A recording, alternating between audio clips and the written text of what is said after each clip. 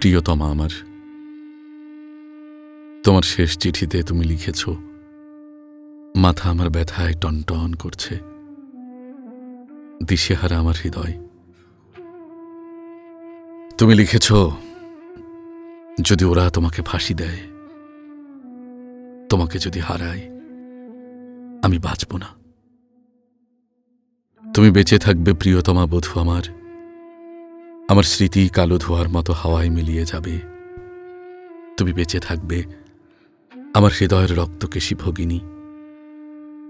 বিংশ শতাব্দীতে মানুষের শোকের আয়ু বড় জোর 1 বছর।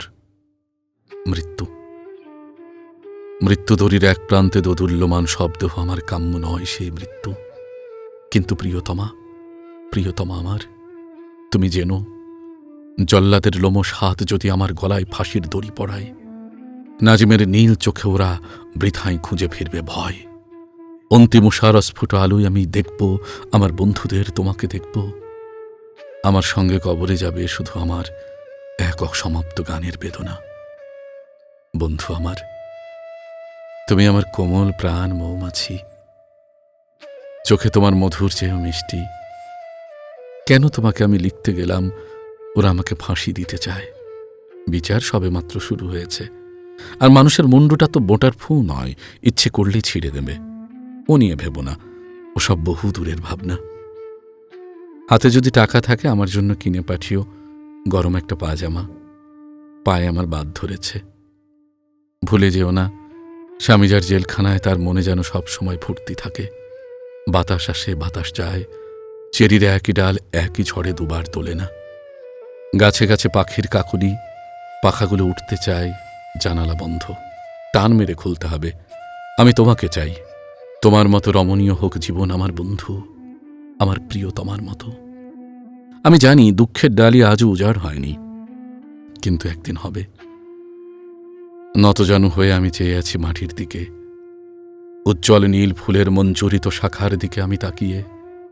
তুমি যেন মৃন্ময়ী বসন্ত, আমার প্রিয়তমা, আমি তোমার দিকে তাকিয়ে। মাটিতে পিঠ রেখে আমি দেখি আকাশকে। তুমি যেন মধুমাস, তুমি আকাশ, আমি তোমাকে দেখছি প্রিয়তমা। রাত্রির অন্ধকারে গ্রাম দেশে শুকনো পাতায় আমি জ্বালিয়েছিলাম আগুন। আমি স্পর্শ করছি সেই আগুন। নক্ষত্রের নিচে জ্বালা অগ্নিকুণ্ডের মতো তুমি, আমার প্রিয়তমা, তোমাকে স্পর্শ করছি। আমি আছি মানুষের মাঝখানে, ভালোবাসি আমি মানুষকে, ভালোবাসি আন্দোলন, ভালোবাসি চিন্তা করতে।